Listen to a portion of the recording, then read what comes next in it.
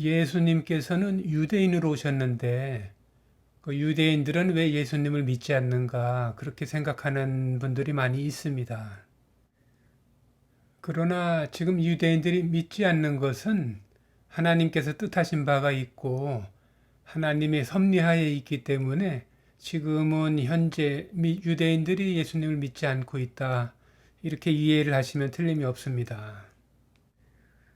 예수님께서 부활 승천하신 후에 그 후에 예수님께서 예수님의 보혜사 성령님을 보내주셔서 그 이스라엘에 있던 예수님의 제자들과 예수님을 믿고 따르는 사람들, 그 사람들에게 성령의 감동으로 말미암아서 구원에 이르고 그리고 그 제자들과 믿는 사람들로 인해서 순식간에 그 후에는 그 이스라엘 예루살렘에 그 복음이 전파가 많이 되었습니다.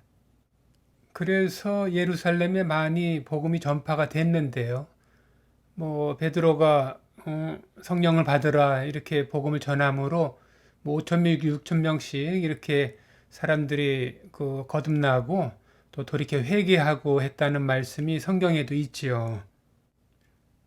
그런데 그때 처음에는 이제 예루살렘에서 사람들이 많이 전했고 또 예루살렘에서 많이 복음이 전파가 돼 나가던 중에 하나님께서 그 예루살렘에 그 복음 전하는 사람들을 그 핍박을 함으로써 믿지 않는 사람들로 인해서 그 핍박을 시킴으로써 그 핍박받는 사람들이 예루살렘을 떠나서 다른 지역으로 그 이동을 하게 됐고요. 그리고 그 지역에서도 또 핍박을 받아서 그 이스라엘 밖으로 그 나가서 복음을 전하게 된 것입니다. 그것은 하나님께서 그렇게 하신 이유는 그 이스라엘 민족 중에서만 복음 받고 복음을 믿고 또 구원받을 사람만 있는 것이 아니고 온 세계 각 나라에 하나님의 자녀들이 다들 흩어져서 살고 있기 때문이지요. 그렇기 때문에 복음 전도는 우리들이 열심히 전해서 전해지기도 하지만 그 위에는 하나님께서 역사하시는 그 섭리하에서 하나님의 성령의 역사하심을 따라가면서 우리들이 그 복음을 전하게 된다 그런 것입니다. 하나님께서는 이 세상의 시작과 끝을 그 복음 전도의 시작과 끝을 그 이스라엘 땅에다가 시간을 타이머를 맞추어 놓으셨습니다. 그렇기 때문에 예수님의 그 복음을 이스라엘 사람들이 많이 다들 받아들이고 믿게 되면은 이 세상이 그 끝이 나는 것입니다. 그 세상의 끝을 그 이스라엘 땅에다 그 나라에다가 시간을 맞춰 두었기 때문에 그렇습니다.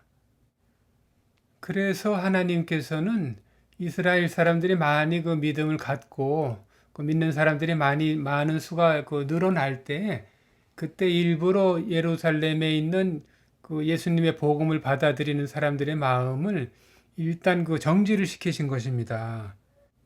성경 말씀에 왜 그 이른 비와 늦은 비를 주신다는 말씀이 있습니다. 그와 같이 예수님 처음 그 초림하셔서 오셨을 때 그 복음을 전하시고 그 이른 비죠 그것이 그 성령의 이른 비 그리고 땅 끝까지 다른 그 세계 각국에 있는 다른 나라에 있는 하나님의 자녀들이 복음을 받아들이고 믿고 구원을 받기까지 일시적으로 예루살렘에 있는 그 유대인들의 그 믿음을 하나님께서 막으시고 나중에 세상 끝날에 그 다시 성령의 그 단비를 내려주심으로 늦은 비를 내려주심으로써 그때 다시 그 이스라엘 사람들이 예수님의 복음을 받아들이게 하시려는 그런 계획을 가지고 계셨다 하는 것이죠.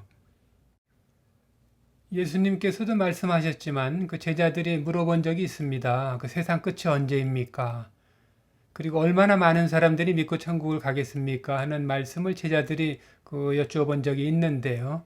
예, 그때 예수님께서도 그것은 아들도 모르고 나도 모르고 아버지만 하신다. 그 세상의 끝날과 천국에 가는 사람들의 숫자 그것은 우리는 모르고 아버지 하나님만 하신다. 그렇게 말씀하신 적이 있습니다.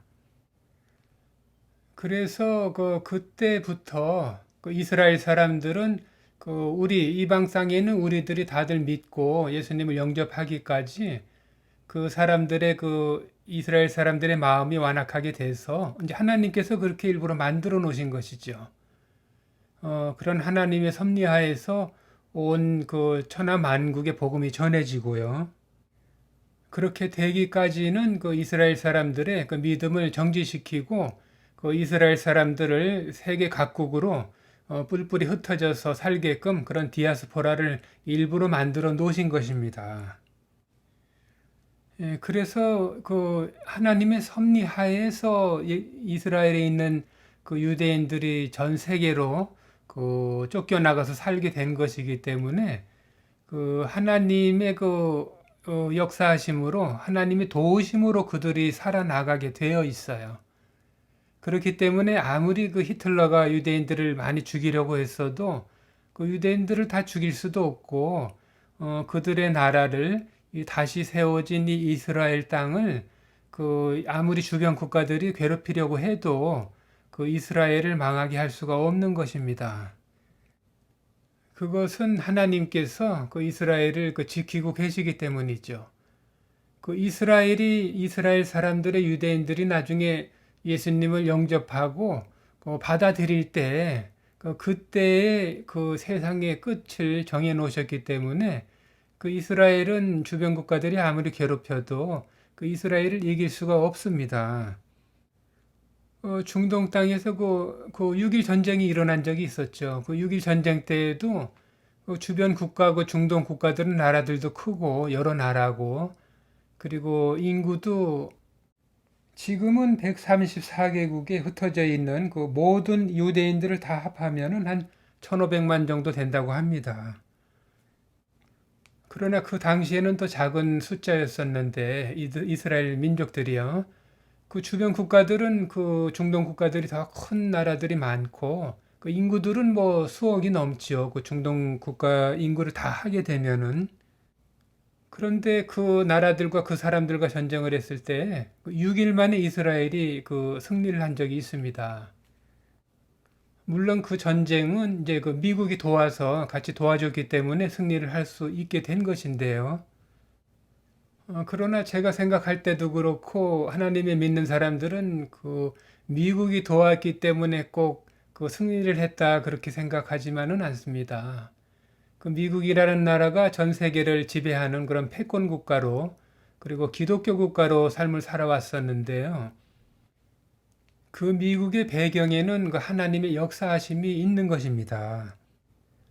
미국이 기독교 국가고 그 막강한 국방력을 가지고 있기 때문에 그리고 기독교 국가였던 그 영국과 또 프랑스와 같은 나라들 이런 그 국방력이 있고 그 경제력도 있는 이러한 나라들을 연합시켜서 그 이스라엘을 돕는다 이렇게 그 생각을 할 수가 있는데요.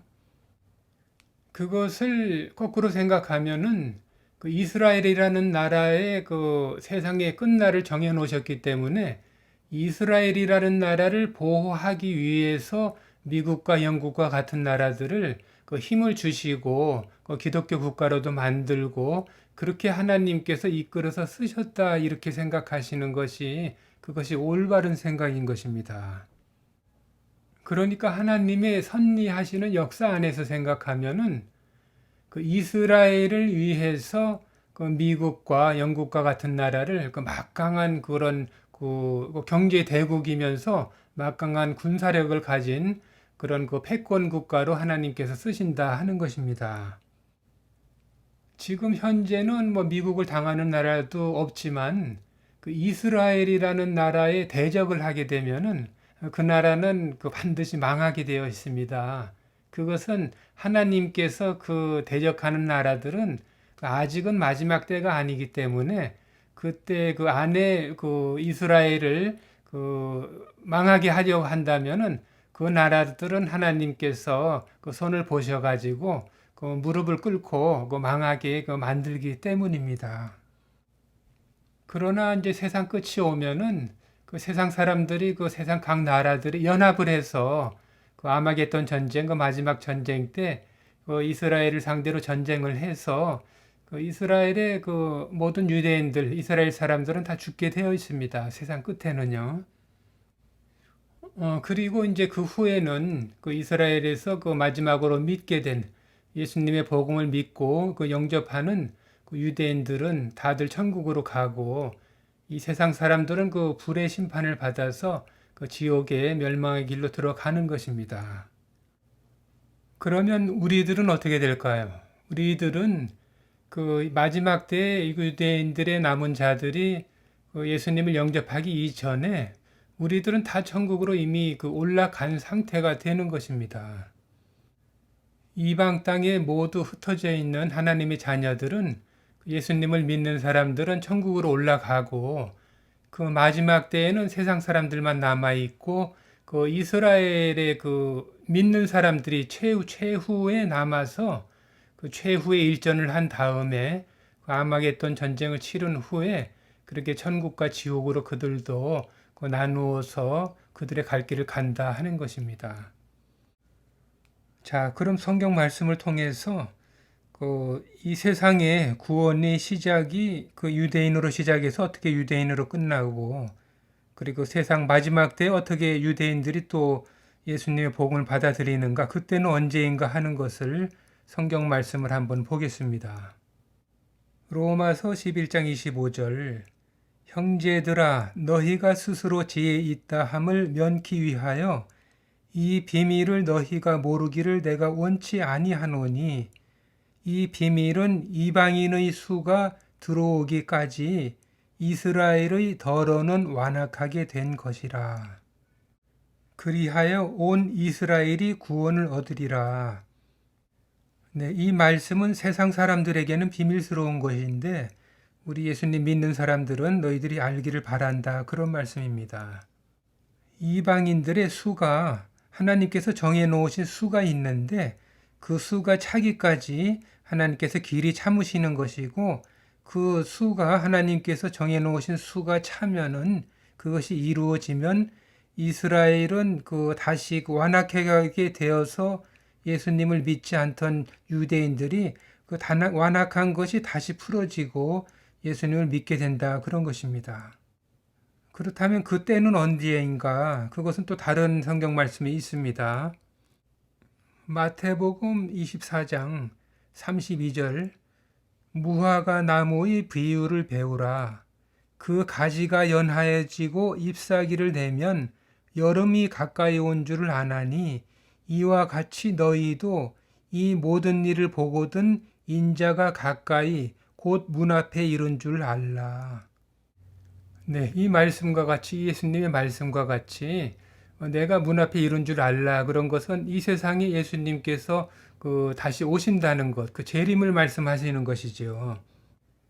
그러니까 이 말씀들을 요약을 하면은 예수님께서 유대인으로 오셔서 유대인들에게 복음을 전해주시고 또 이방 사람들인 우리들도 다 그 모든 나라 사람들이 하나님의 자녀들이 예수님의 복음을 받아들일 때까지 일시적으로 유대인들의 그 믿음을 정지시키셨다가 세상 마지막 때가 되면은 다시 이스라엘을 나라도 회복시켜 주시고 또 이스라엘의 유대인들도 다시 나라에 모이게 만들고 그리고 마지막 때 예수님을 다시 믿을 수 있는 그런 순한 양과 같이 무화과 나무의 순이 여름에 연해지는 것 같이 그렇게 그들의 마음을 강팍했던 마른 나무와 같이 강팍했던 그들의 마음을 다시 순한 양같이 이렇게 만드셔서 다시 예수님을 믿게 하신다.